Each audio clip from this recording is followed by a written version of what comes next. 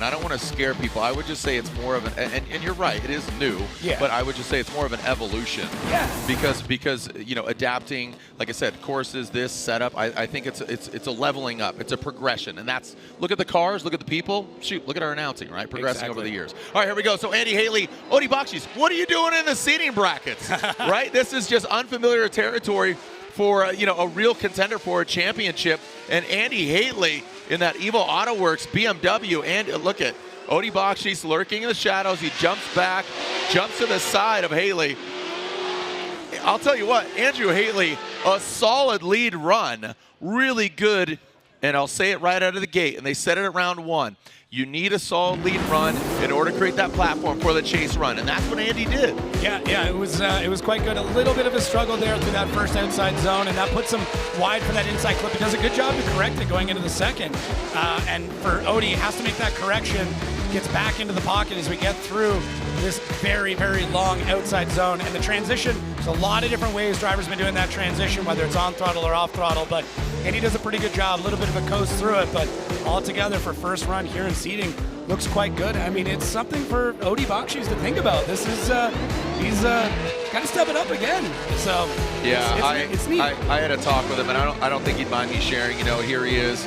You know, shoot, where's he at? He's not. I mean, he's below the bottom 3. He's at 7. Oh, he's at 7. Yeah. So he's 111 points.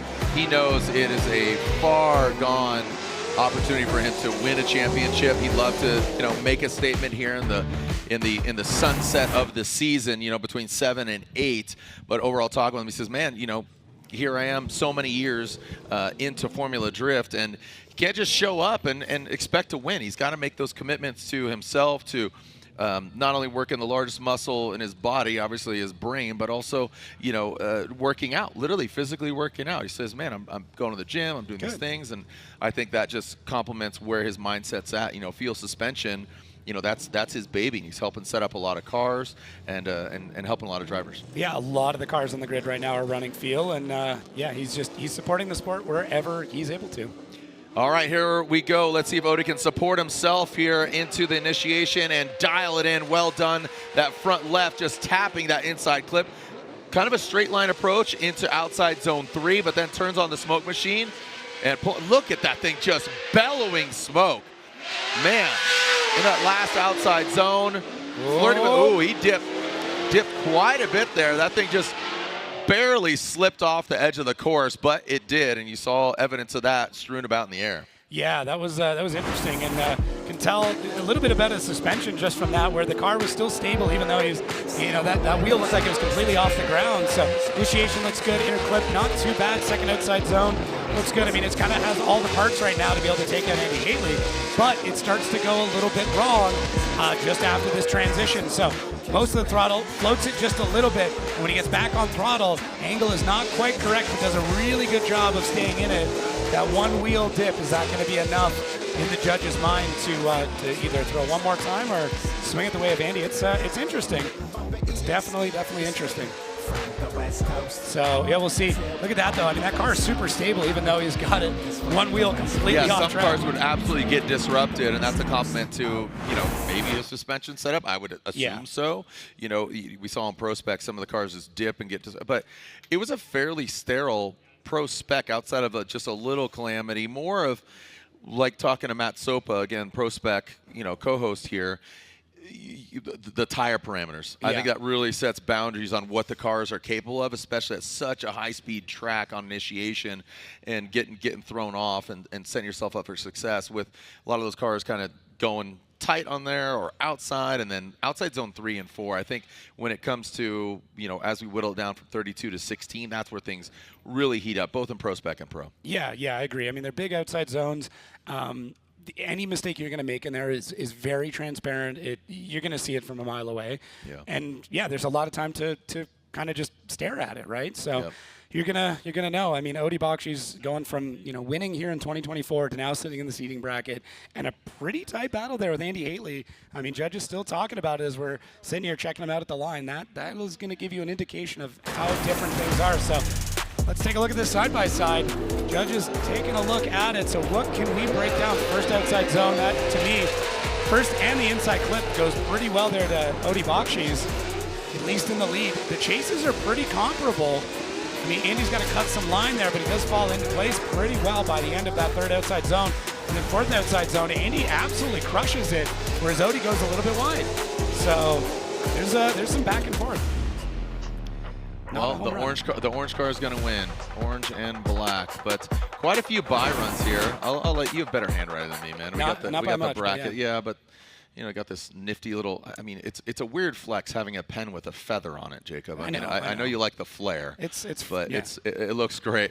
And speaking of flair, the judges that are real judgy. This isn't a fashion contest. It's performance. Reese Marin, Brian Egger, and Vernon Van Velde. So we got Colombia, USA. I'd say Philly, Virginia, and the Netherlands. So Vernon Van Velde joining us here. Again, Reese and Brian through the entirety of the season, and Vernon and Robbie. So this will be the last round that we see Vernon this 2024 season. It's okay. I'm ready for him to go. I'm joking. I'm joking. He's right here. I know he can hear me. And then we'll get Robbie Nishida for the final round in Long Beach, LB2. Yeah, it'd be good to have Robbie back. I mean, it's fun, just like, you know, swapping out judges like this. Yeah, I think it adds to the variety. You know, again, it's just such a thankless job, right? Because there can be only eventually one winner at the end of the day, and right now there's only one winner right now. So Odie Bakshis gets one, he gets a two, and then one more time. So we saw that a couple times in Pro Spec, so it was not unanimous, but Odie Bakshis does come out on top. Odie will go against Federico Sharifo, who is in the seeding bracket. So yeah, a little stressful there for Odie, but that's the big one to watch is obviously Jonathan Hurst. Yeah. And he is hoping that that Rudy Hansen does not win. Basically. Right, yeah. So, I mean, for Hurst, he's basically got to win this because he's with the seeding bracket. Yeah, so he's sitting in 13th. That is, you know, the first driver without, or first slot. He's in charge of his own destiny. Yeah, he's got to win. Plain and simple, he's got to win this if he wants to make it into the show. And Ben Hobson looking better on form. We know he's had a couple of rocky runs. I mean, he's a talented driver. Rough go, but talented driver. And sorry to cut you off there. No, please. I was over in the pits earlier. I was talking to Dylan Hughes. Ben pulled up. They were complimenting each other, and Ben's just talking about full-on commitment. And that's why I talked about it earlier with James Dean. And you said, you know, this track maybe doesn't suit the Mustangs or the RTRs, but I know Vaughn says, you know, and that's when it really came to fruition for James Dean. If you can recall, his first freshman season behind the wheel of this Mustang, it wasn't all championship and all glory. It was a trials and tribulations season. Yeah. And then once you get it dialed in, now you know. And we forget, I mean, as you said, James, you know, struggled with it in the beginning. Chelsea struggled with it in the beginning. Adam struggled with it in the beginning. Every driver to step into these, you've got to break the horse. That's it. And once you do, it's set. It's a steed. It'll do anything for you, but it's breaking the horse in. That is the thing that you got to get through to get to that greatness. I've seen Yellowstone. Yeah. Yeah. This is a whole rite of passage here. Yeah. All right. So Ben Hobson and that Pennzoil Ford Mustang RTR Spec 5FD Jonathan Hurst, Mr. Cool. Let's break out those fans right now because it's hot here on track and off track. Ben Hobson, good placement of the vehicle. Jonathan Hurst, good proximity, needs to mimic that angle. We'll get the overhead view, and there it is. Yeah. Boom, just like that. In the latter portion, you see Ben Hobson touch the dust real quick, but then gets back at it, the Mr. Cool. Look at Cadillac. Woo! Hurst jumping and latching onto the side of that Ford Mustang. Want to get that overhead view of outside zone 2. You know, Hurst had good placement, kind of on the front and the back, but in the middle. Let's see the sandwich. Yeah, Ben going for a big swing on that car and getting real tight to that inside clip, and then unfortunately missing all of outside zone 2. Outside zone 3, they got that E-cell zone painted in there, which is a great indicator. And look at Hurst just slowly reeling him in, does a really good job, not panicking. The car, they've completely changed car setup. They threw out every single setting they had a bunch of calls. I won't explain exactly. What are you talking about? For Jonathan Hurst, they completely redid the rear end of this car when it comes to the setup, and it looks so smooth, it looks so dialed, and that's what he needed, get that confidence back. And yeah, for Ben Hobson, he went out swinging. Unfortunately, there was a bit of a miss, and that was outside zone 2. Now, the rest of the run for both drivers looks phenomenal. 3 looks great for Ben Hobson. 4 looks amazing for Ben Hobson. Comes out a little bit, oh, you know what? That angle shows it. He comes out a little bit early. There is room for Hurst to get in here and take down Ben Hobson. So looking over at Jelani, who's spotting for him right now, I guarantee that's what he's saying. There's a couple of spots there. You know you can do it. So we'll see what happens. You could see Ben Hobson's car. It looks like he's got a lot of grip in that car, and you Yeah. can see it placing in that when he went to initiate around that bubble and then bang past the 3-2-1 cone into that inside clip. He was shooting on the inside, and that's where that car gripped up. Like you said, that second outside zone, very brief, very truncated, just getting out there, hit it and quit it, get to the outside zone 3, which is the biggest, which is crazy because outside zone 3 is so long, and outside zone 4 is just it seems like a little bit shorter, but it's just kind of you put an exclamation point on it. Yeah, it's just, and you enter them similar, but it's still different because of kind of the zones that you've got before it. To me, outside zone 4, you get a little bit more time to kind of figure out how you want to get into that, and a little bit more freedom to that transition, whereas 3, you kind of got to go where the judges are telling you. All right, here we go. Jonathan Hurst out front. Little slow trickle, keeping it cool. Into that inside clip. Ben Hobson tucks in, transitions now into that third outside zone. So you talk about the settling, but then that does not look, out front. Is that the tidiest? Oh, and then Hobson. Okay, he dives way in. Whoa. Hurst goes off. Whatever happened on that second, I feel like just all codes went, all the lights hit the dash, for both the drivers. Hurst was a little wavering there. Ben Hobson shot in on the transition from outside zone 3 to 4. So let's run it back and take another gander. Take another goose, as they say. Another goose. There was a lot going on with that run for both these drivers. So let's take a look at it here. Jonathan Hurst out front. So very calculated when it comes to that initiation. First outside zone looks good. Inside clip. It's got that. Does a great job to 2. And then Ben Hobson. Hurst's car is definitely slower.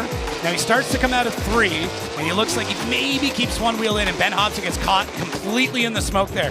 And Hurst with a very slow calculated transition, but doesn't have enough forward bite to kind of dig out and gets that dirt drop in.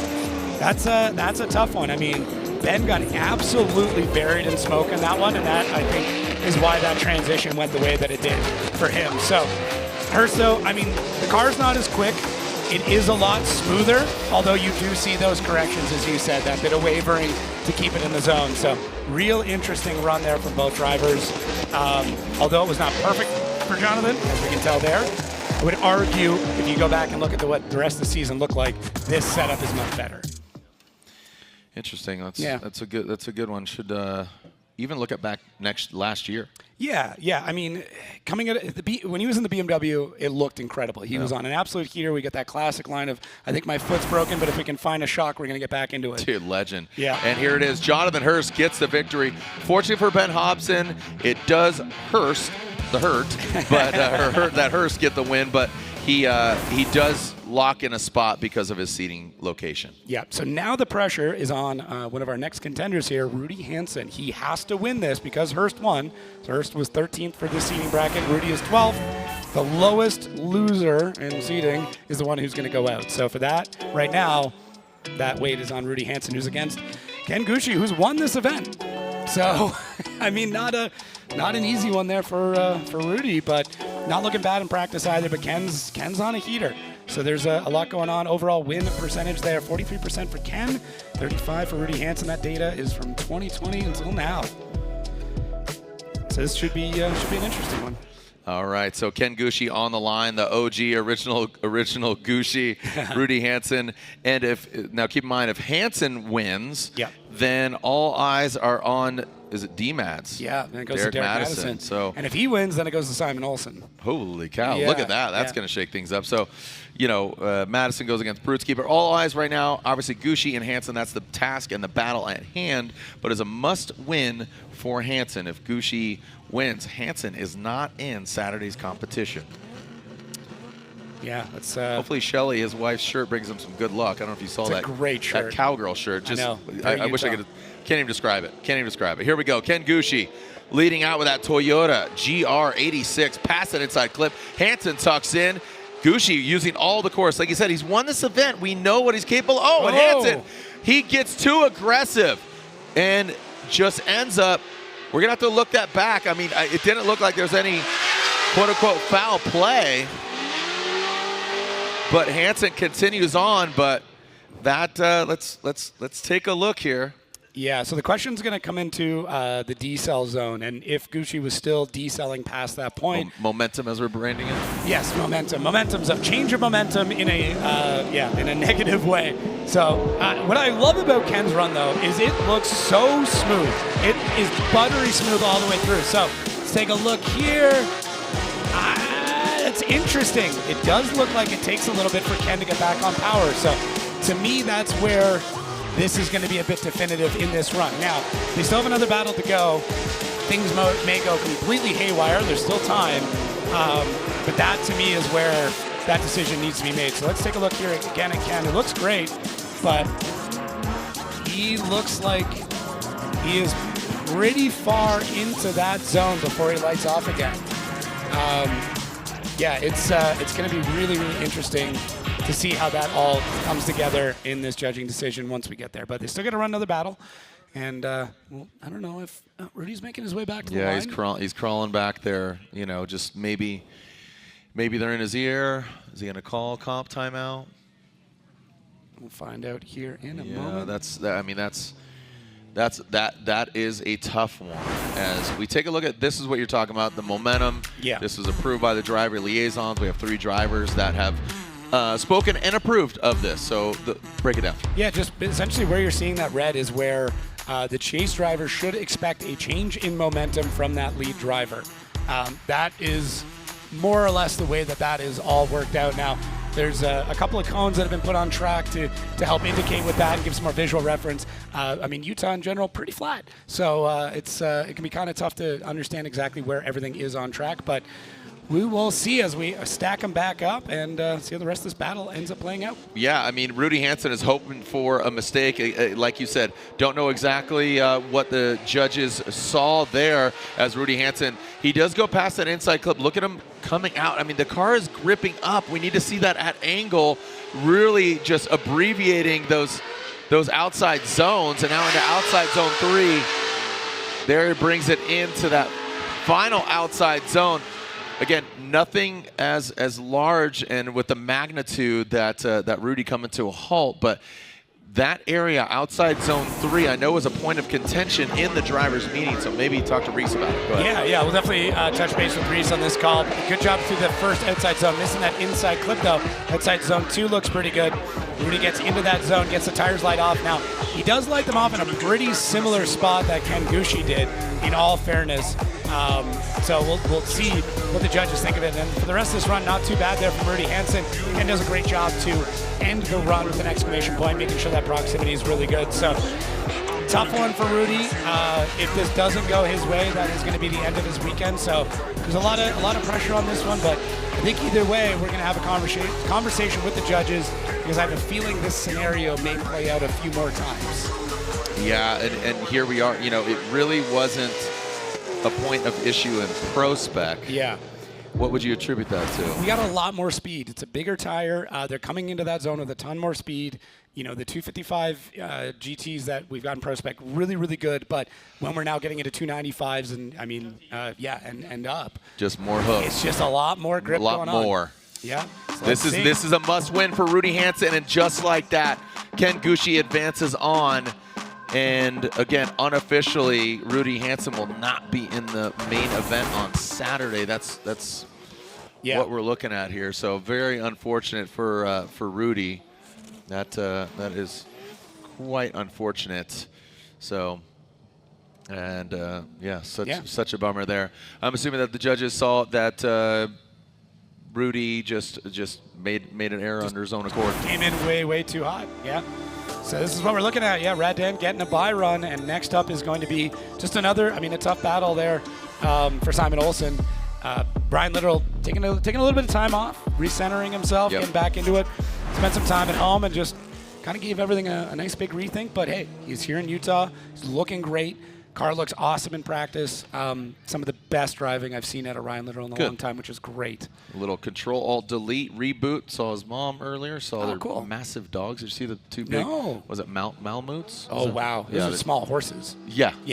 Big fur balls. Yeah, Belgian Malamutes. Amazing. Yeah. That's a big Big dog. All right, here we go. Ryan Little out front. Simon Olsen, the chase position. Well, we know these guys are both locked and loaded into competition. Now, Ryan Little in that Sunoco S chassis now transitions into that third outside zone. Little left foot brake. Oh, and I knew that was going to happen. He just was on it way too long. Gets involved in the dirt.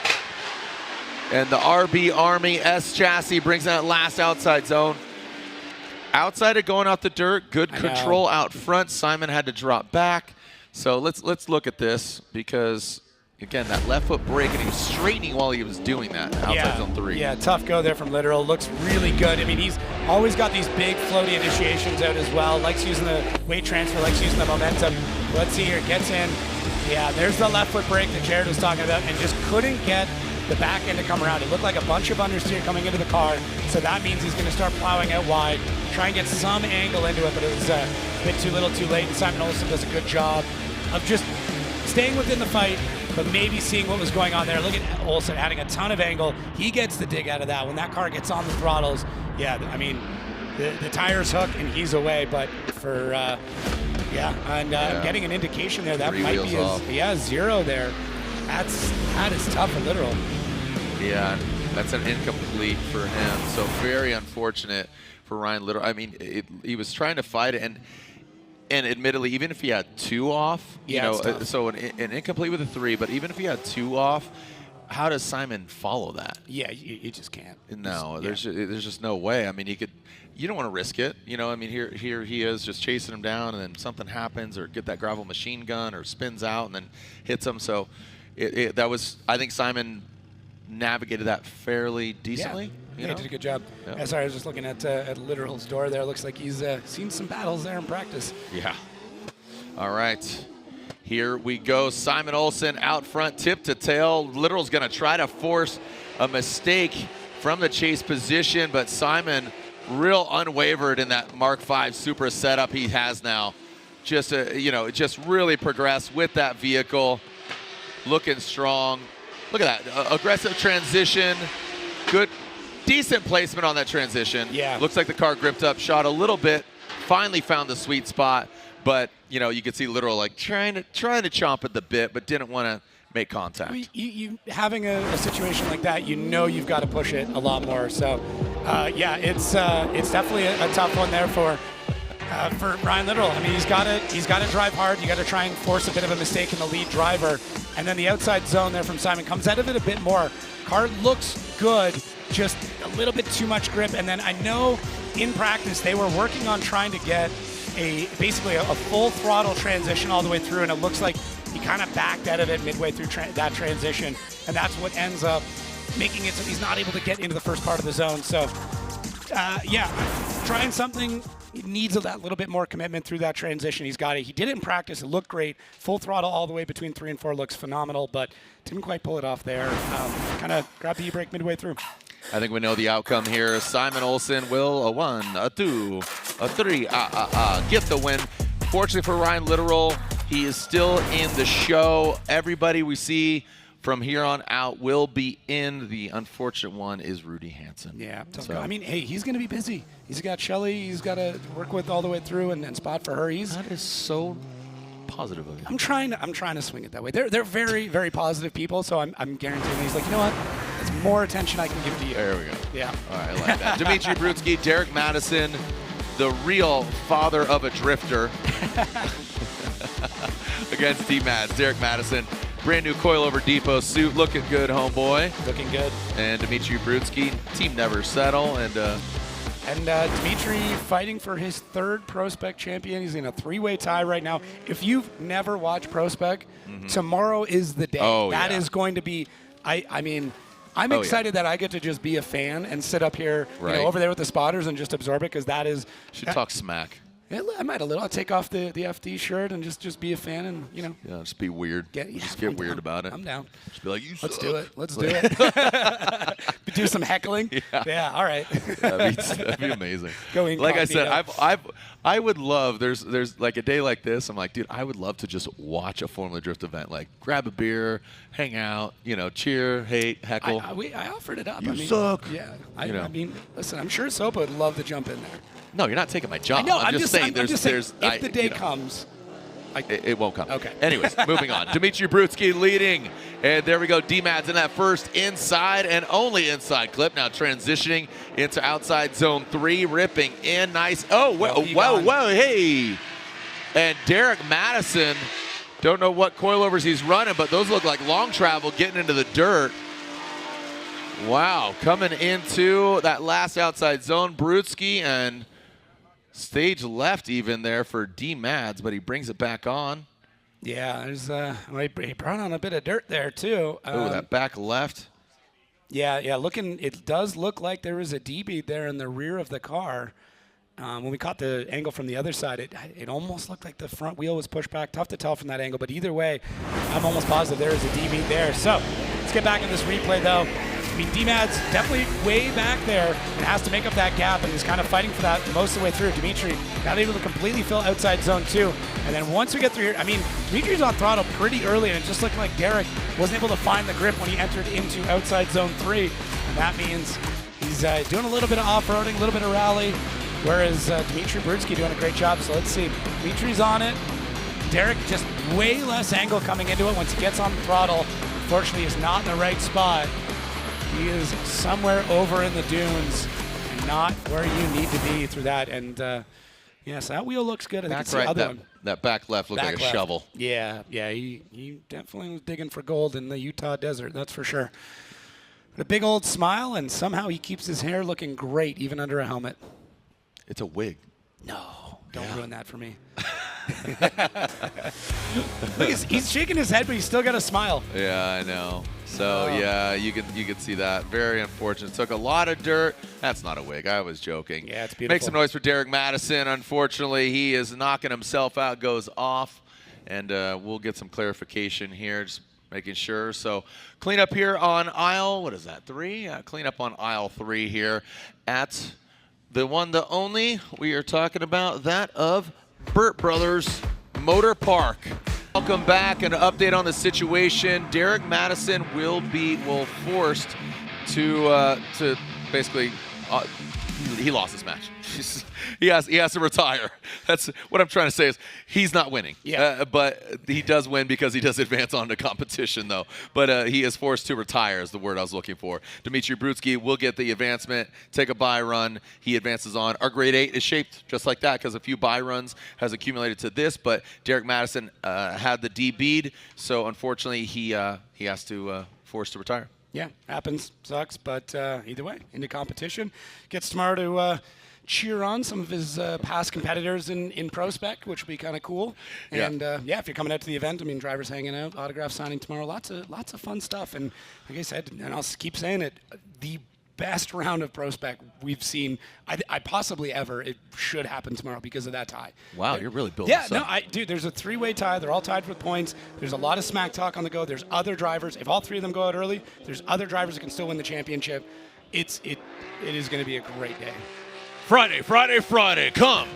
Pay for the whole seat. Only need the edge. Come to Burt Brothers Motor Park. There it is. I couldn't read your writing. I can't either. Didn't know it was hieroglyphics or wingdings. Whoa. There we go. Hey, spicy. You know what? Sometimes, Dimitri, you need to settle. Yeah. And he did not settle there. We need you to settle on in on the pavement. I didn't know there was a, it is Salt Lake. We have the dry lake bed, but there's a lake when they exit that outside zone. Yeah, it's a little water. Wetting that thing down. It did rain quite a bit yesterday afternoon. It was beautiful. Yeah, it was nice. I mean, I don't want any rain during competition, but once we wrap, a little sprinkle would be nice. Yeah, a little. Yeah. A little wet your whistle? A little bit. Yeah. Yep, just dusty. I mean, it gets dusty up here. Yep. There we go. And the grade 8 is shaped. Federico Sharifo, Odi Boxis. You got Jonathan Hurst versus Dan Burkett, Simon Olsen, Austin Mata, and Dmitry Brutsky. So Mata joins the conversation. So should be a good one. Nice. Some good matches in there. Dan Burkett, Simon Olsen, 1-1 against each other, so a bit of a tiebreaker. And Simon and Dan, pretty good friends off the grid. Whenever Simon's in Florida, he likes to get his airboat rides in. Really? So, yeah. I could see Simon being a Florida man. 100%. Like when you think Norway, you think Vikings, you think, Oslo, like really elevated. Yeah. But when you go to like Rudskogen and you go to, the tracks out there, it's a little country. A little bit, yeah. A little country. I would say like a little redneck, but like it's country. Yeah, and Simon's in the south of Norway as well, which is like a little more, kind of boat country. Is that near like Sweden? No, Sweden's to the east. I'm terrible at I don't even know where I'm at on a map. I've touched 49 of the 50 states. I'm missing Vermont. Oh. Here we go. Federico Sharifo versus Odi Bakshi's, truly international. And coming on into that inside clip, Fetty Wap, that's right, comes into that third outside zone. Odi Bakshi's. Oh. Whoa. A Ferrari going gravel racing, ripping, gripping. That Pennzoil Ferrari in that last outside zone. There goes Odi Bakshi's. And coming on in. Yeah, look good for Fede in the beginning, just going a bit wide there on 3. A lot of drivers struggling with that, with so much speed coming through that transition. Just to get the car to grip up and catch going into 3 has been a bit of a struggle. So Fede bringing the wing back, no end plates though. Wonder if there's some strategy into that. Looks good to the inside clip. Second outside zone looks great. Gets into the third outside zone pretty well, but doesn't get it to angle soon enough, but stays in it all the way through. Odi Bakshi's forced to pull some of that speed out to stay in the chase. Great job by him. And outside zone 4 looks pretty good from Fede, but now that grip comes into play, pushes him out of that zone. So, for me, Fede's got the first third of the track dialed. Second, third needs a little bit more work, but he's. I think the initiation part of this has done wonders for the way he's been able to start off runs. Odi was a G in that. Right? Like, he was just like, all right. Yeah. Follow me, Thelma. Okay, say less. Little truth or dare. Yeah. He was like, dare. Yeah, I'll do this. Yeah, I don't mind. I'll hold on to that wing. Yeah. Yeah, that was very impressive. He stayed in it, man. It was good. Yeah. It's entertaining. It was exciting, but kind of flagrant, Odi. But I think but this is an opportunity to really cut your teeth, sharpen your sword, or whatever analogy you want to use, to see what could potentially happen on Saturday. Yeah. Because that, like I said, that outside zone 3 was a real topic of discussion in the drivers' meeting about, momentum, what you can do, transition, all that. So I think that outside zone 3 is going to come into play, and it has in the past. As finding out what's going on here with, as I talked about and bragged about Odi, he might be saying like, what's going on here? I wonder if he was just making sure the tires were good, and I believe he dipped a tire at some point, so that might have been what they were looking at. I don't know if I'm trying to make eyes with Justin Pollock here to see if I can get any notes. He won't give me anything, that's fine. Don't steal second. Yeah. That's what I told you. Don't steal second. All right, so Odi Bakshi's. Yeah, just some debris. Some debris in the wheel. Yeah. In the wheel. I wonder if Odi can just feel that wheel's out of balance. It's like, hold on. There's a wind coming from the northwest. Listen, their ability to know what's going on with their car is incredible. James Dean once said that he could tell the difference in the type of paint we use, and that some are more slippery than others. And I was like, you know what? I believe you. I 100% believe you that you can tell the difference. I think he's just feeding you maybe. malarkey. I'm gonna hold on to that dream as long as I can. James Dean would never tell a lie. No, but you know what? I believe it. They tell me they can tell when the track changes by 10 degrees. Yeah. So, because this is a game of not even inches anymore, quarters of inches at this point. As they say in racing, 10 tenths. Yeah. But 10 tenths of an inch. Here we go. We're seeing Odi Bakshi's navigate into that initiation point, past that inside clip, into outside zone 2, ripping, slingshotting away from Fetty. Drops into formation. A big, long float right there for Odi Bakshi's. Outside zone 3, nails it into 4. Brings it on home. Fetty, good positioning. Right? I mean, a little late to the party, dude. I know he RSVP'd, but it was a little fashionably late in more ways than one. Beautiful looking car. Love, just the uniqueness of the vehicle, but late to the party, dude. Yeah. All the dinner's been served. Everybody's eating dessert. Yeah, but hey, probably brought ice cream because it was a great way to end off that run. And for Odi, he just locked in first outside zone, lights it off. More of a straight line approach, so he's really flexing the amount of speed he can get out of that car, but has to check up a fair bit. Does a great job through outside zone 3. And Fetty does a good job through this. I mean, he really doesn't do a massive straighten, even though Odi is just on an absolute flyer through this run, and Fetty locks it in to the last part of the zone. It's good signs there for Federico Sharifo. He's put a lot of laps down on this track as well. It's been a bunch of time here, but it's starting to come together for him, and I'm happy to see that. But thing is, coming together for you against an Odi Bakshi's might be a bit of a too little too late, because just Odi is always on it. And awaiting the outcome here between Odie and Federico. See who's going into the Final Four. This is our first battle of the Great 8 here in seeding brackets. 3 points per win in seeding brackets. Then it levels up to 10 points per win in game day during competition. And I have to deduce that. There we go. Exhaling, ripping, cashing checks, Odie Bakshis. Yeah, and completely well-deserved there. But, yeah, he's on it. If this is an indication of what he's going to look like for the rest of this and into Saturday, that is going to be a hard man to beat. I know, it always throws me off. I'm like, nope, not tomorrow. Saturday. Okay, got it. Yep. All right, so Odie Bakshis is in, like you said. He won here last year. Yep. So some great notes there. Fetty, Denofa won in 23. Kenshiro in 22. That was a great event, 22. All right. Yeah. Speaking of getting that win. Yeah. Speak of the devil. I didn't even say his name 3 times, and he shows up. Jonathan Hurst, Kenshiro Gushi. Cadillac versus Toyota. You see the stats, and Gushi has got Jonathan Hurst's number twice before. Now, keep in mind that's only the last 5 years. What, was there any motivation between Hurst changing to the Cadillac? What was his motivation? I mean, it's basically a Corvette chassis underneath. I know a lot of it was like the attention of it, because I mean, it's the only Cadillac out there. Yeah. A lot of attention, cool car. I mean, the Corvette chassis is incredible as well. Yeah. BMW chassis. It's a tough argument between which of those two is better, but a lot more attention with the Cadillac, I'd say. All right, something unique. Yeah. Oh, okay. Here we go. Wow, look at Hurst. He's right there, just almost taking off the bumper of Kenshiro. You could barely see Jonathan Hurst, but again, with all that pressure, he didn't allow himself just enough space to transition, but Gushi all the way in that outside zone 3. Now coming on in, Hurst, you saw some disruption in the attitude of that Cadillac.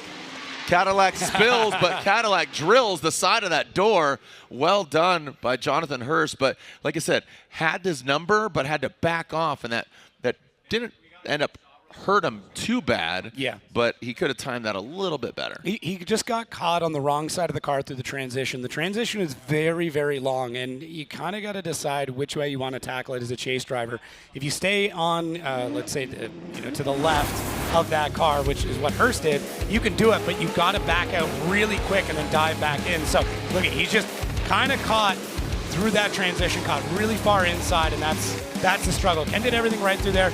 Ken's leads are just absolutely flowy all the way through, incredibly smooth. But yeah, Hurst just caught way too far inside on Ken Gushi, and it also caused him to miss outside zone 2 in the chase. Gushi's, it's a little slower, but it's just so smooth. It's just buttery. Placement. Yeah, I would rather have placement than speed. 100%. Because Reese agrees. Just because, especially on this track, you can lead and maybe, I don't want to say force an error. This is like, I remember early Drift Mania days going up to Canada. They would try to force a mistake from the lead. They'd brake check and we're like, what are you doing? I know a lot of the, those that are down in the lower 48 would be like, okay, this is not right. Don't force that from the front. But I like the placement as opposed to speed. You might be down on power in the chase, but you'll eventually get them, especially if you time it right, going into that lead, into that inside clip, and then time it going into third. But if you stay on it and you're consistent, it's gonna fare well. So we'll see if that works out for him right now, because here comes Jonathan Hurst, high horsepower Cadillac. Again, you can see the minimal corrections here from Jonathan Hurst, but look there. This is my proof positive, right? Oh, whoa. And then there he goes getting aggressive. But again, the attitude of the cars. Look, here goes Jonathan Hurst. Ken Gushi looks like he's got a little droopy eye there. Now brings it on in. It's that last outside zone. So this is absolutely to my point. Jonathan Hurst a little shimming on his way there. Wasn't just straight line, locked and loaded. That's what we saw from Gushi. Consistent, good placement. Hurst had an aggressive line, but let's take a look at it again. I could be totally wrong, but you're good. Let's look. Yeah, Hurst with a very mild initiation. Does an all right job from the inside clip. Nice. Outside zone 2 is pretty good. That decel into outside zone 3. But yeah, not too bad. I know what you mean, though. There's just in there through that section, you can see the corrections he's got and how that changes the attitude of the car. Ken does a pretty good job of adapting to it, but he was so tight in the pocket that when Hurst made that correction, nothing Ken could do. And Ken just being very aggressive in the chase, especially through that section. So I mean, solid runs, not perfect runs, but really, really solid runs. And there it is there. Hurst with kind of a double, and just adds angle. So double e-brake pull, one, settles the car, realizes he's not on the quite the right trajectory, does another one, and then that same thing, he's not quite in the right spot, adds more angle, but Ken's already in there. When you're adding in that more angle, you're going to reduce a bit of speed. So it's just, it's just the physics of it. And Ken kind of had nowhere to go, but both drivers stay in it. So yeah, great. I mean, in that perspective, good run. Okay, no games. so No games. No, what's that? No games being played. Strategery. Take a look at our BC Racing custom quote side by side. Go or goal. Yeah, I mean, to me, I'm definitely looking at the leads in these. Who collected all the zones? Who did a better job through those zones? I really think it was Ken kind of had that lead locked down. But Hurst had a couple of spots in here where he just had better proximity. Look at outside zone 4. Hurst is in there. He's in with them. And Ken's a couple of car lengths back through the majority of it. So, when you start to add up all of it together, how does that play out? It's going to be a tough call for both these drivers or for these judges. Tough call for the drivers too. But it'll be interesting to see which way the judges swing on this one. A couple of the Toyota drivers going for the Kenda approach. Yep. Notably, Frederick Osbo got him that victory at round 1, and he said, "Man, front tires. That little factoid just really kind of blew my mind. I'm like, wait, what? Front? Yeah. Like, yeah. I think the tires are as even as they've ever been, and it's one of those like character selection tools where you've only got so many points, you got to put them in different places. So each brand has kind of picked an area that they're really, really good in, and you have to set your car up for that. They've all just got something that they're really, really strong in. But yeah, for me, the Kendas have some really great front tires. Cuts down on the understeer, and I mean, maybe one day I'll do a full breakdown on the pluses and benefits, or the plus and negatives of each Love to tire. have a round table and a representative of each tire manufacturer. That would be great. Maybe, yeah, that's a good one. Maybe a good podcast episode. That'd be interesting. Can I use that? Yeah, of course. All right, cool. Yeah, That's one's good. going to cost you. Okay, that's fine. There Checks in the mail. Yeah. Check with a Q. You can see the Huff logo there. They did a really rad collab, Gretty Huff. I know Toyota did one as well. So shout out to the homies at Huff. Got this. Have you had any of those beverages that, what is it, Chai Forest or something? Or Chi Forest? Yeah, the Ken's got it. Pretty good. Yeah. All right, slide him left, slide him right. Who do we got? One more time. Uno Moss, Jonathan Hurst, and Ken Gucci. So all across the board. So this will be a one more time across the board for Gucci and Hurst. So 3 different schools of thought. Let's see him go again. I like Hurst. I like Gucci. I see that. Yeah, I could see it. I mean, I'm trying to think here. Yeah. Yeah. I don't know. The more you think about it, the harder it gets. Yeah, you can see the smoke coming out of my ears. I was leaning, just barely, I was leaning towards Gucci. Okay.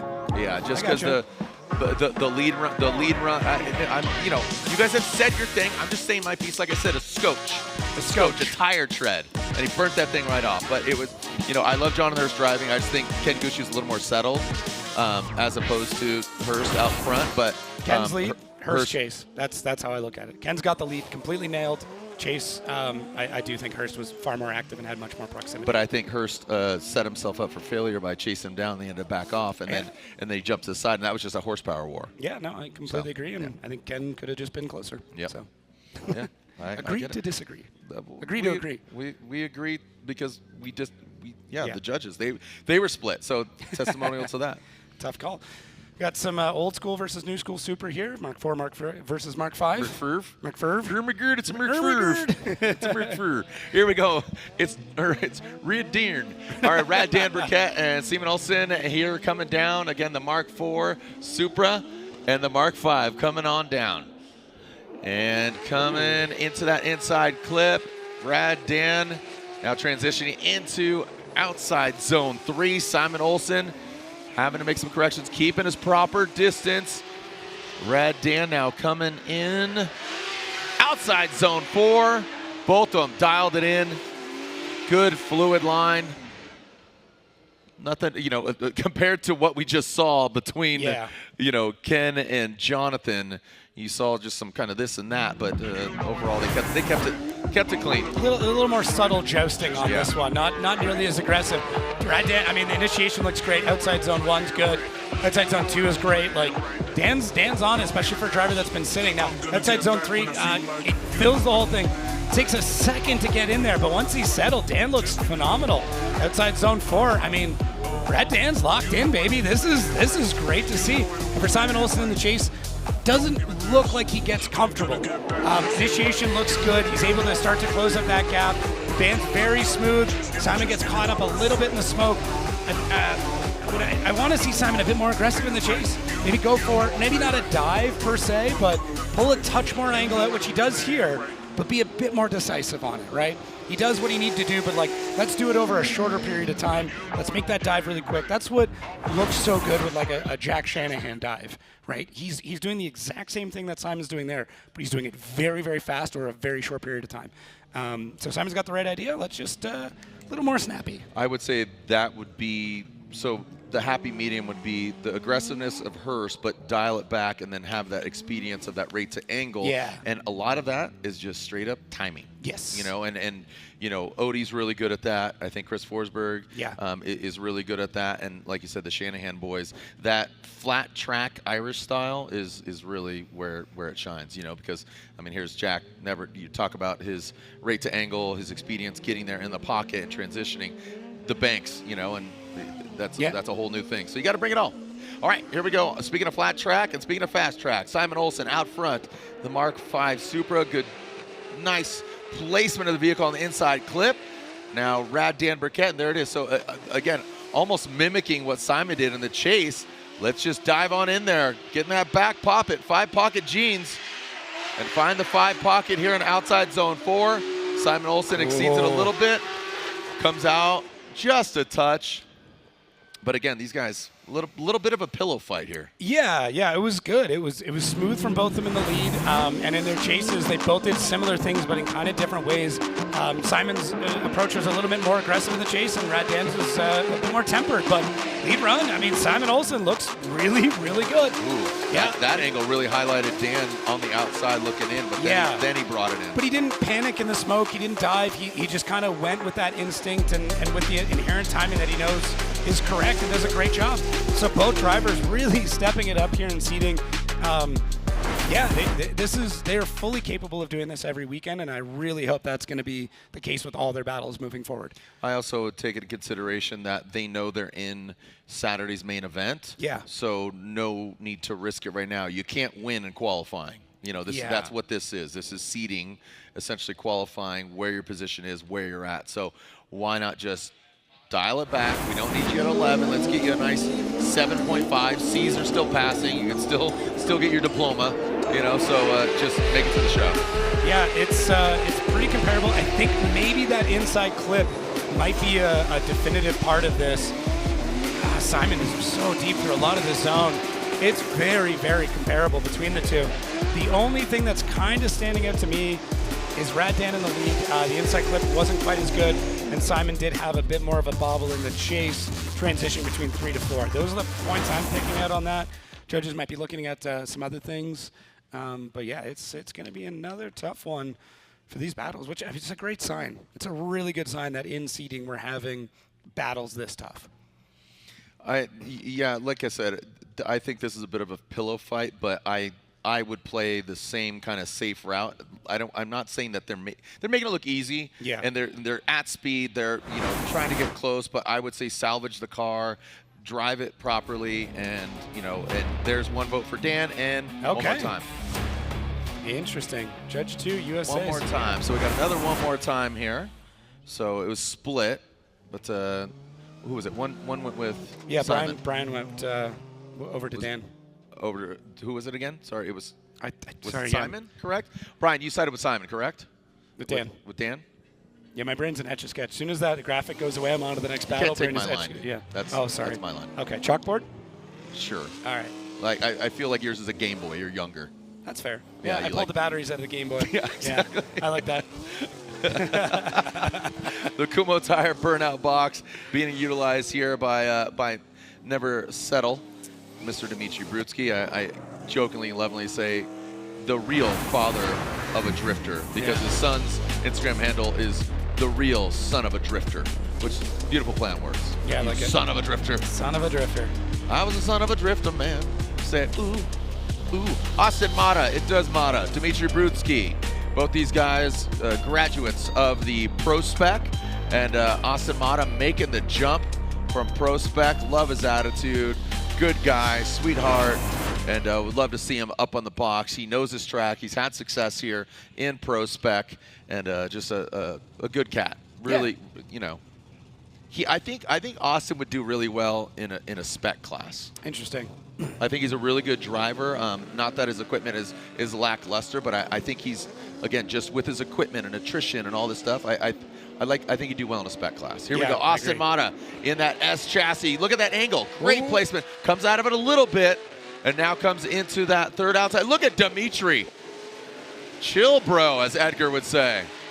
Chill. Coming out of the outside zone 3. Transition into 4. Bang. Austin right on it. Fills all of it. So this is what I was saying. So that previous battle, Rad Dan, Simon Olsen, they were like, okay, going through. Austin's like, hammer down. I'm gonna win in qualifying. Yeah, and the car right now looks like it's got a lot of forward bite. You can see he gets on the throttle, that car shoots in and does not want to float out. Trying to use the left foot brake to get it back out. Dmitry doing a great job to adapt. As soon as Austin gets on the throttle, I mean, it looks really good and planted for outside zone 3, but when he gets into 4, watch, lights off, left foot brake to try and hold it in, gets a bit more angle, and then just comes out of it here. So, tough go. Car just wants to shoot forward. It's really what it is. And Dmitry does a great job of adapting all the way through. I mean, it's one of the best skills of Dmitry Brutsky is that he can adapt to so many different drivers in so many weird situations as well.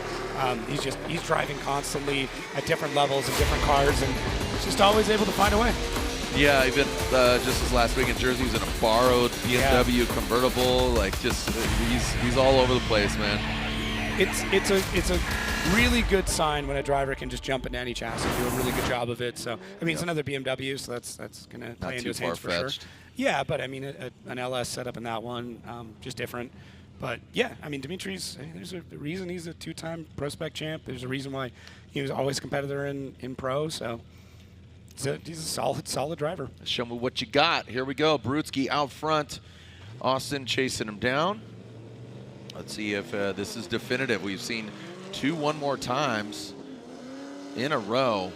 And we'll revisit only one driver in the final 4. Transition flicks it into that first outside zone.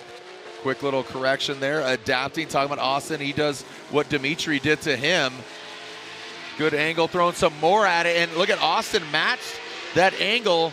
Buried in the smoke. He stays in it. A little left foot brake from Dmitry Brutsky. And Austin, dude, he had, look at, I mean, consider this. Here you are powering down outside zone 4. You're probably left to, basically the cords on your tires. Yeah. Austin buried in smoke. He's on the left-hand side trying to put the car in the right place. Yeah, he does a really good job of adapting to that. I mean, Dmitry had a solid run, did everything you need to do out in the lead, fills, pretty much all these zones all the way through. Austin does a good job through outside zone 3, but remember, I mean, he's sitting at a pretty big detriment, so he's got to have basically an elite level chase run. But yeah, I mean, Austin is completely buried in the smoke there, coming through outside zone 4. But yeah, Dmitry looks very planted all the way through this. The biggest thing to look for is those front wheels, and I do think Dmitry, he's a smart dude. He likes trying some interesting stuff. I think the black wheels, that's a sign. That's a multi-spoke wheel. It's pretty tough to tell what's going on there. Now, are you, I'm just going to say it, are you calling him out? I mean, maybe. The only, let's get into it. Let's call me maybe. Well, Dmitry Brutsky gets the win. Dmitry Brutsky gets the win over Austin Mata. Again, really love Austin's driving. I think he'll do really well. He's in the show on Saturday. I mean, he's got the colored spoke. When it comes to Formula Drift, black wheels, or everybody, like even Austin with the white wheels, you need to have a spoke that is colored or have a logo on your tires so you can see when we slow it down. So like, look, there's Ken Gucci pulling up. Graham Light 57 Pros, right? I mean, here he is. He's got one yellow spoke. He's on Graham lights. It sticks out. Obviously, you know, in the opposite of Cash, look, white wheels, he's got one black spoke. Yeah, I think there's a lot going on. I've seen drivers change glove colors because I've mentioned you can see their hands, and then, you know, the next round they've got different colors. Like, there's a lot that goes into this. If you're making a mistake, you don't want to show it. All right, here we go into that first outside zone, and now into outside zone 3. Look at Ken Gucci ripping away. Look, he's like, okay, you know what? Placement, speed, I got it. Let's do this. Like you said, he's won here before outside zone 4. And comes on around. Now, look at Hurst. He jumps into that back pocket. Cash money racing, baby. Yeah, Ken Gucci's lead, though, man, solid. Like, flirting with disaster in the lead there. Ken doing a big old cool down there, going all the way to the finish line. But let's take a look here. So Ken going really wide out and does a great job through that initiation. Inside clip is solid. Outside zone 2. I mean, Ken is literally checking the boxes all the way through. So dialed. And for me, Hurst just not able to really get in there. I mean, I mean, clinic from Gooch. And then riding the lightning all the way around outside zone 4.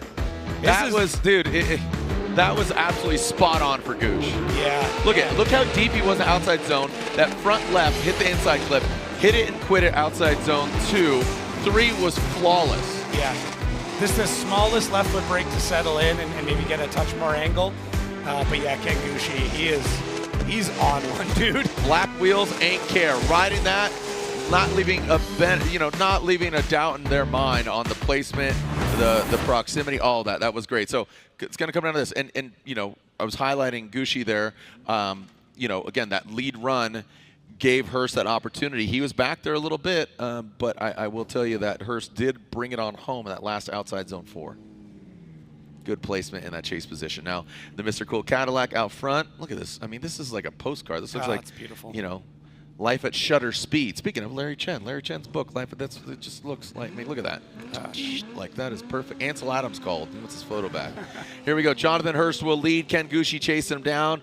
Hurst with Padiddle, the one headlight. Right. One headlight. There we go. Mr. Cool caddy into the caddy daddy, comes into outside zone 3. Drop top, flip flops, tank tops. Now Ken Gucci tucks in. Outside zone 4. Whoa! Whoa! And Gucci goes way off course. As immaculate as his lead run was, Gucci goes off. There is a ton of, I mean, hey, car's moving. That's a good sign. Yeah. But you do, what's interestingly enough, some of the components out back could wreak havoc. Yeah, watch out for the, my director, watch out for the drizz. He just means like fluid, maybe fire. Yeah. And then we got, all right. Okay.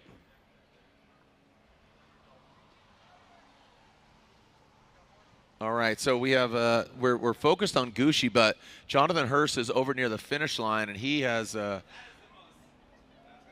calamity right now. So Gucci goes off, Hurst crosses the finish line, but yeah, it looked like Hurst kind of unwound maybe early after that run. So hopefully we can get a shot over there. Ken Gucci looks all good as we get the drone over looking at Hurst. And yeah, they got the fire extinguishers out on his car as well, because it looked like he unwound early. So I'm curious what all happened there. All right, so well, fortunately we're done with both portions of this one more time battle, but there's Hurst out of the car.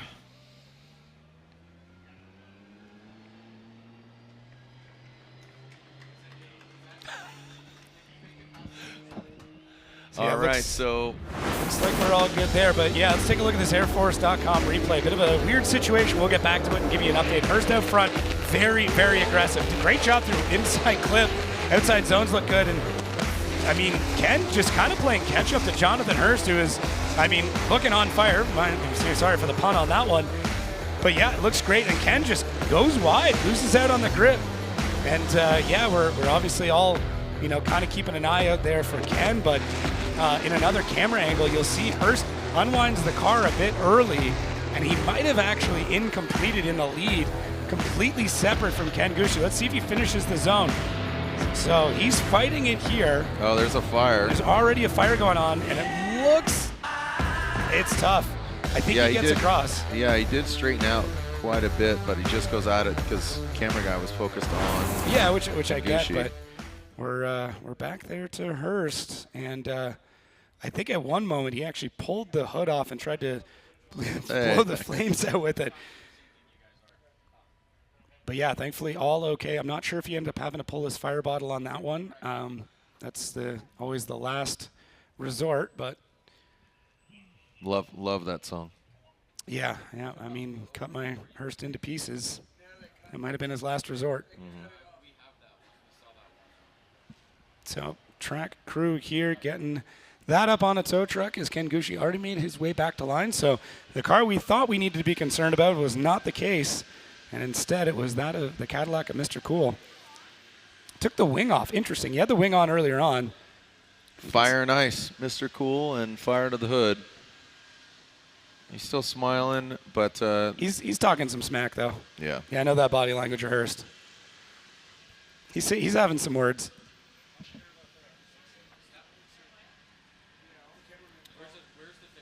So judges right now just trying to make sure that Hurst ended up finishing under drift throughout that zone. It's kind of just an interesting one, just the way that the camera positions were and everything that was going on with Gucci.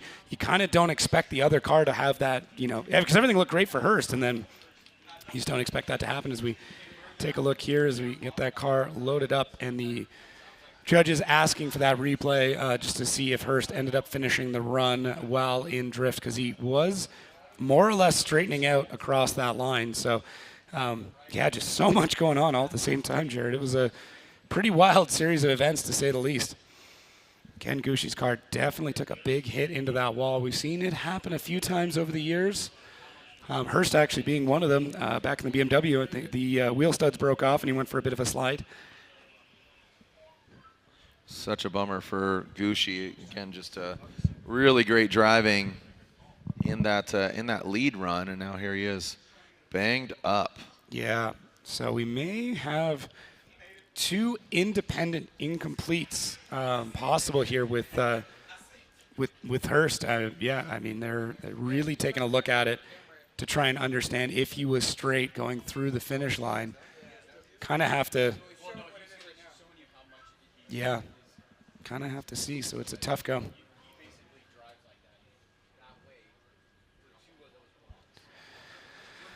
Yeah, weird situation, Jared. Every time we think we got it all figured out, something new and crazy happens. Yeah, this is pretty cut and dry. I mean, Hurst just needed to basically power through and cross the finish line, but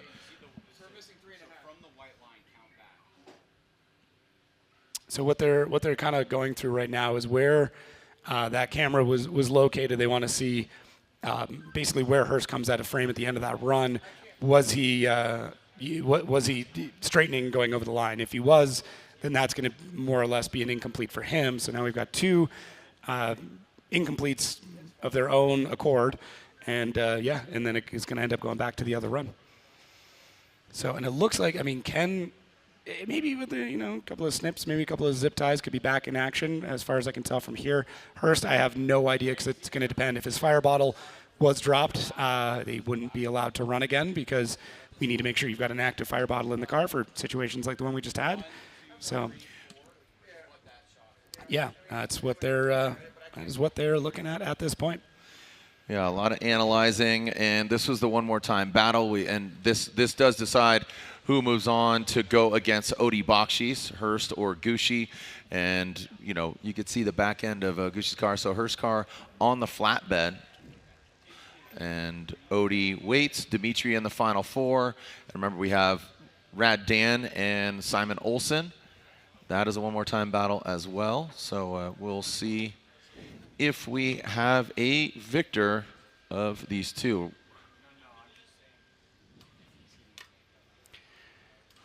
Clean up just after the finish line. Very unfortunate for Hurst. Fortunately, you know, one way or the other, if he advances on, you know, can he fix his car? Does he want to run the car? Yeah. You know, you know, to go against Odie, is it worth it? Probably.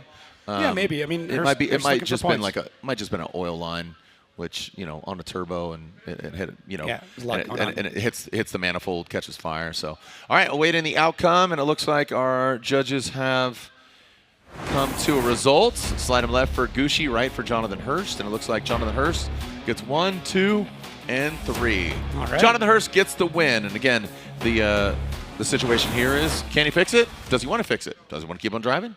We'll find out. All right, Dan Burkett and Simon Olsen. The one more time between them, who's going against Dimitri Brutsky. We know that Odi Bakshis will automatically go to the finals. And now the one more time battle between Mark IV and Mark V Supra, who is the dominant Supra. Man, they're slipping and sliding to take it to the house. Into that second outside zone, Simon Olsen needs to step up, really needs to rise to the occasion. And into outside zone 3, going into 4. Oh, and there he goes. That's what he needed to do, but it was just a little late. Still sticking with the pillow fight, huh? Yeah, dude. Yeah, I mean, I get it. I mean, I don't. You just want them adoring each other. That's what you want. I don't want them to adore each other. I want them to just adore each other. I think what you're seeing is two very smooth drivers right now, and that's what gives that impression. So Red Dan does a good job, and maybe not as deep through outside zone 2 as what he was previously. Outside zone 3 now he gets settled in, and so does Simon, and gets loaded up for this transition. And outside zone 4, that's when Simon makes that dive. That's what we talked about. That's what I was looking for. Unfortunately, not able to hold on to it, but able to get back into the run by the end. So that's the important part there. Red Dan, not too bad. Maybe not an improvement, I would say, on his lead run, but still very, very solid. And Simon, the dive that he makes, much quicker. I don't know. I know he doesn't listen to me, but he did a much better job of that dive, in my opinion. But wasn't able to stick with it, hold it to the door. Red Dan has to get back into the end of that run. So a little bit there, I think, for both drivers. Red Dan, if he wants to win this right now, he's basically got to be on Simon's door through a good chunk of that, or at least make up the difference in those few spots. I'm gonna expect something pretty aggressive here. You know, I know the spotters are right here. Simon's spotter, Dan, his wife, Dan's wife, excuse me. Yeah. Renee. Dan is his wife. Dan's his wife. Yeah. He's his own wife. They're up here, and but I can't fault him. I'm not poking the bear here as far as a bit of a pillow fight. But that is just it. Again, save the car. You can't win here. So just I don't want to say go through the motions, because we just saw multiple amazing runs from Pro Spec and now here to Pro, and like you said, 2 calculated, smooth drivers. Absolutely, a great explanation there, Jacob. Yeah, thank you. Smooth is fast. That's thank how you I for. I feel like you're defending me a little bit, because I'm not attacking them by any means, but I need them to attack the door. All right, here we go. Simon Olsen initiates into that inside clip. There goes Dan Burkett, tucks on in, and Simon slingshotting away into outside zone 3. Dan Burkett, you can see him reeling in the years like Steely Dan into this last outside zone. There goes Simon, and the last outside zone. Simon and Dan, and look at that. Yeah. Looking like the Blue Angels here, just in formation. They were inverted. Another tough one. Yeah. Another tough one there. Things to glean from both runs for sure. Simon's initiations are getting much better, a lot more calculated. Inside clip is solid, sets him up for a great line through 2. Maybe leaves it, I don't know, 6 inches too early.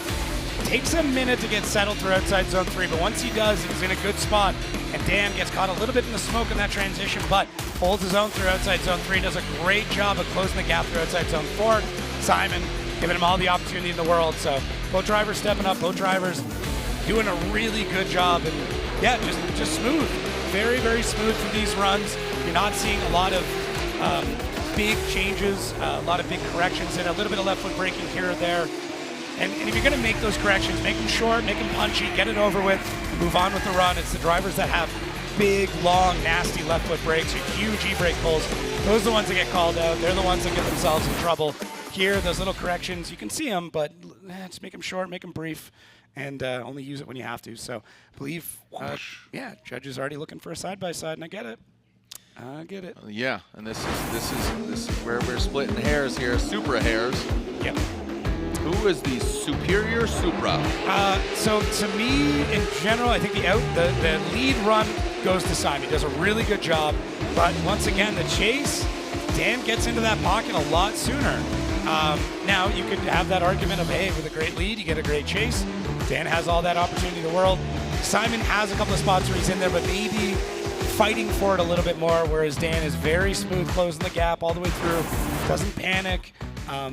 You know, when he doesn't make the dive like Simon did, but he's slower to transition into the side of it. It's a tough one. Simon's lead, though, to me, gets that win. Dan's chase probably gets the win. So now how does that all line up? What are you looking at? Right, yeah, rock, paper, scissors? No. Yeah, let's not settle it that way. I didn't want you to verbalize my hand signals there. I mean, these mics pick up a lot. I figured, that. When I go dry my hands in the bathroom, paper always wins, dude. Ooh. Just throw the rock and the just goes over. Ugh. I know what you mean. Always lose. I visualize that one, yeah. Always lose. When you rock, paper, scissors, the paper towel machine. Here we go. Slide of left for Dan Burkett. Right first. Simon Olsen gets a 1, a 2, and Olsen gets the win, but not unanimously. Okay. So there you have it. Split decision, but 2 against 1. Simon Olsen gets the win. Simon is moving on. So Simon versus Brudski. Odie is going to hang out on that side. I don't know if we'll have him do a bye run. I think he's got to run. Yeah, he's got to run the actual run, more or less just to kind of prove that he can run.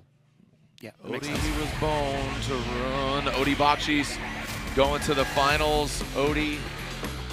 And it will be Simon Olsen or Dmitry Brudski. And, of course, Simon will have to get some fresh rubber, maybe top off the fuel. Yep. I don't think so. Most drivers will just top it up every time you do tires. Consistent. Yeah, it's tires and fuel Weight. every time. Yeah, and just makes it Slap in a predictable. tank, big time. And it's one of those like habitual things. You do tires, you do fuel. Check the hood pins. Check the hood pins. Yep. Check them if you got them. And these guys got them. There we go. Matt Sopa down a line. Again, co-host of the Pro Spec competition. And he'll be up here all day tomorrow. I think this is I think good for Odie, just getting more practice. Yep. This isn't going to cause too much damage, and if anything was to go wrong, honestly, you want it to go down now and today. You have a whole day tomorrow to work on the car. So Odie Bakshis with a bye run, ripping.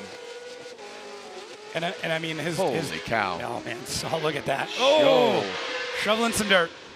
And take into consideration this. If he advances on Saturday and he's in the latter portion of the competition, this is the time it would be. So this is a good setup check. That's a great point. It's a good way of knowing, and he is somebody who, I mean, obsesses over setup. One of the best setup people we have in drifting. Period. I'm interested to see how that ends up playing out. It'll be a good one. Who's going against Odie Bakshis in the finals? Seeding brackets here in Utah. Burt Brothers Motor Park. And Dmitry initiates, hits the inside clip, no problem. Simon tucks back. He is back there quite a bit. Brudski filling all of outside zone 3 and then some. He exceeds the line. Simon gets thrown off. Brudski gets in the dirt on that outside edge. All right, so let's get that overhead view. Dmitry, how aggressive? Obviously a lot of dirt, a lot of dust, but let's take a look at it again from overhead. Yeah, Brudski's car looks pretty wicked up right now. I think the temp's coming down the track is starting to tack up because, look, he's not able to make it into the second outside zone, and he carries so much speed, and that car does not want to get to angle. He is fighting it to get to angle, and by then it's too late. He's already dipped off. There's nothing Simon can do at that point, so that to me just looks like a car that's really fighting. I mean, even the amount of speed he's got through outside zone 4 without a ton of angle, that to me, it just looks like a car that's really, really whipped up, wants to drive forward, and unfortunately bites him because, I mean, completely misses too. And it just, you can tell, he's trying to get that car to angle, trying to get it to come around. It just doesn't want to go. So, tough go. Simon did what he could without absolutely binning the car or going off-roading. And, to me, that's a driver kind of leading things off. I don't think Dimitri went 3 there, but definitely 2. Yeah, and regardless of how many, as far as, you know, an incomplete or not, that disrupted Simon in the chase. Yeah. So he just can't go anywhere, you know. I think so. You saw how he, definitely disrupted. Yep. So we'll swap him around, see if Simon can keep that really, really solid lead run that we've seen out of him earlier on today. And if so, if he can do that, if he can keep it all together, that might be what he is looking for here to get this win. You know, and I said that Dimitri was going to be the disruptor, and he disrupted from the front. Yeah. I thought he was going to be. Now I foresee him trying to be really aggressive here and force an error, maybe even banging doors. There goes Dimitri, takes out some angle, gains proximity, now brings it home. Simon Olsen, if he keeps it clean in this last outside zone, he's going to have the victory and go to the finals against his former teammate, Odi Bakshis. Good pressure there in outside zone 4 by Dimitri, but with that major mistake in outside zone 3, that's going to hurt Mr. Brutsky, and I think all signs are saying, again, unofficially, just like my opinion, man, Simon Olsen will get the win. Yeah, I tend to agree with that one. But yeah, Simon Olsen back on it. His lead runs are good. Maybe some of the fear he's had with this car or something. I'll go chat with the team later on before we get into top 32 and kind of diagnose it. But it just looks good. It looks sorted. He looks sorted. Everything is finally coming together for him, and it's a great sight to behold. And for Brutsky, he's got to do something crazy there in the chase. He's pushing the pace. He's trying to get the lead driver to make a mistake and wasn't able to do it. Let's make it official. 1, 2, and 3. 3 votes for Simon Olsen, and Simon going to the final. You could just be a fan of baseball, and you're like, dude, 51-51 club. Like, come on, dude. Game, respect, game. So, speaking of game, let's talk about it right now. Odi Bakshi, Simon Olsen, Odi out front. Field suspension S15, and Simon Olsen, once teammates, now going against each other as they did before, even in identical cars. Now coming into that third outside zone, Simon tries to twist the screws. He has to back down. Odi Bakshi's tempering the flame, dialing it in. Outside zone 3, coming into 4. And there goes Odi Bakshi's. Hammering through outside zone 4. Odi out front. So, outside zone 3, let's take a look at it. Again, yeah. Was Odi consistent? Did Simon have to back off? Two opportunities. Yep, no, great eyes on that one, Jared, as always. Outside zone 1 looks great. Inside clip nailed. Outside zone 2 nailed again. And then right here, where's Odi lighting off? He gets onto it and just, it's tough. It's just inside of that zone. Momentum is the word. Right. I would say Odi is carrying the momentum through there. Now it's where he is lighting off. It's a big conversation because it's very visual. You can tell the moment that those tires start spinning, the smoke comes up, you know exactly when they're getting back on throttle. So that's it. Now Simon's still got to time it. And look at Simon's on a tighter line and just tries to hang on as long as he can, grabs that e-brake to float in, and maybe a touch more patience than he would have been there. And we're talking about a fraction of a second, a tenth, probably a hundredth of a second. And that's the decision of, you know, he's got to make in that moment, and that might be one of the big deciding factors here in this battle. Now they're going to swap it back around. Chris is in the ear of Simon, and he is probably just telling him, just absolutely go for it. Do what you've been doing. Perfect lead run. Just absolutely send this run, and we'll see how that goes. Odi is a tough driver to shake. Right now in their careers, 7 battles between them. Odi is leading that with 4 wins. Simon with 3. I'm sure Simon would love to even that back out.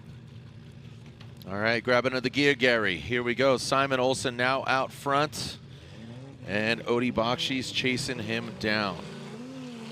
Let's see what unfolds here. Remember, this is seeding brackets. 3 points richer to the victor in this particular battle. Past that inside clip goes Simon Olsen. Odi Bakshi's in tow. Let's see if he can time this properly.